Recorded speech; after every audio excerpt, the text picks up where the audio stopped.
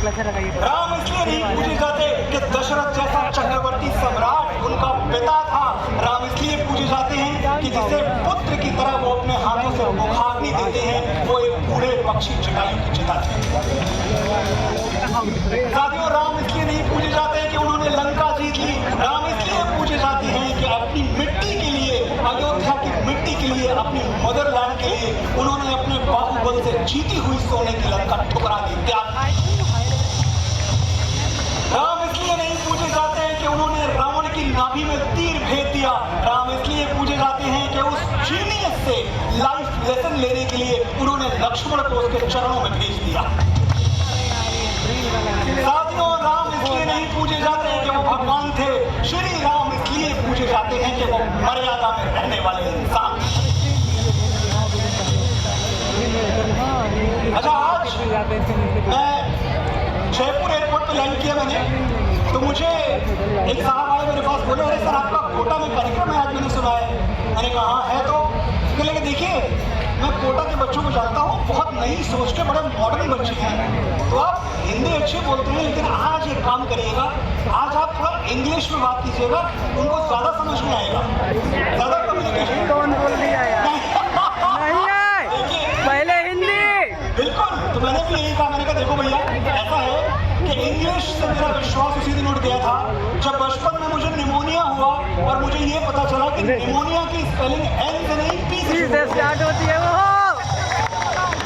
बताइए, pneumonia spelling P से शुरू हो रही है। अच्छा, और वैसे मान लो कि मैं आज इंग्लिश में बोलूं भी तो वो हिंदी वाली धमक, वो हिंदी वाला तेवर, वो हिंदी वाला कलेवर, वो हिंदी वाली रंगबाती, अरे वो इंग्लिश में कहाँ से आएगी भाई?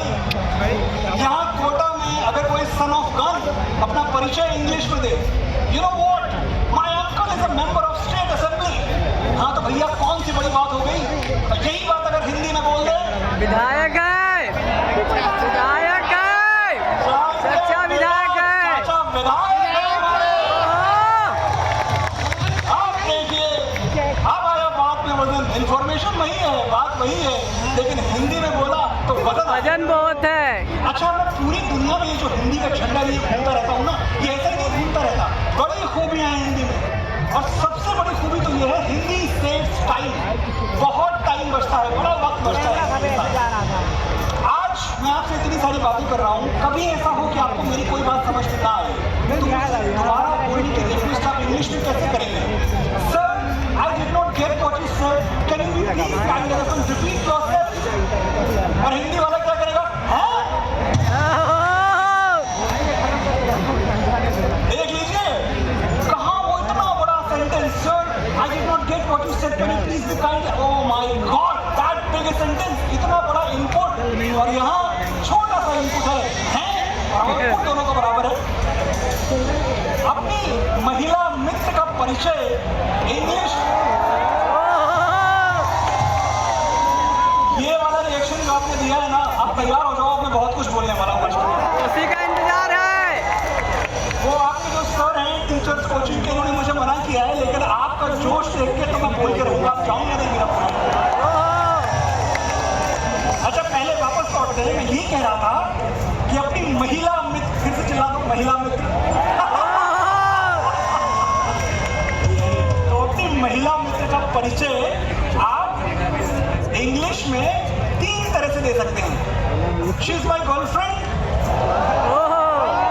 She is my fiancée, she is my wife.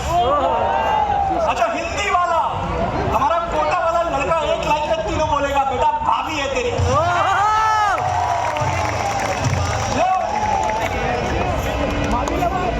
अच्छा, मेरे साथ क्या हुआ, एक चलिए बातें होती रहेंगी, कुछ पर्सनल बातें हो जाए।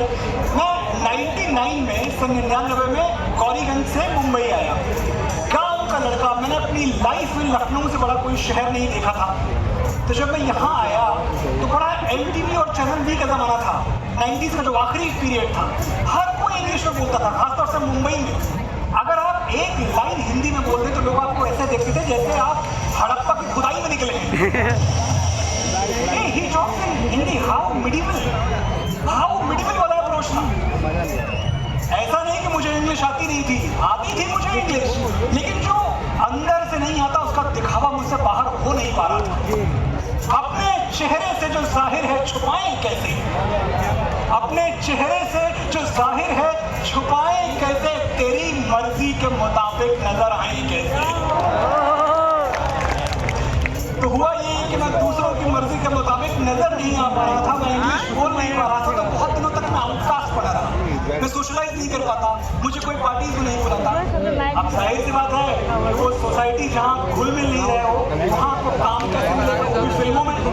लेकिन मुझे एक बात का विश्वास था कि मेरे गुरुओं ने, मेरे शिक्षकों ने, मेरे माँ बाप ने मुझे जो भाषा सिखाई है हिंदी, वो अच्छी भाषा है। एक दिन मेरा वक्त आएगा और इसी हिंदी के बल पे आएगा। और फिर क्या हुआ जानते हैं? सिर्फ 2 साल बाद मेरी हिंदी को, मेरे शब्दों को सदी के महानायक श्री अमिताभ बच्चन की वाणी मिल गई और पूरा देश इंक्लूडिंग दोज एमटीवी गाइस, वो लेडीज एंड जेंटलमैन छोड़ के देवियों और सज्जनों बोलने लगे। मैंने केबीसी लिखा। तो जो मूल मंत्र है, जो जेस्ट ऑफ द मैटर है, वो सिर्फ इतना सा है कि भैया ओरिजिनल बने रहो, स्टे ओरिजिनल। किसी के जैसा बनने की कोशिश मत करो। तुम जैसे हो, तुमको गॉड ने कुछ सोच के वैसा बनाया है। तुम सिर्फ इंसान नहीं हो, तुम गॉड का पर्पस हो।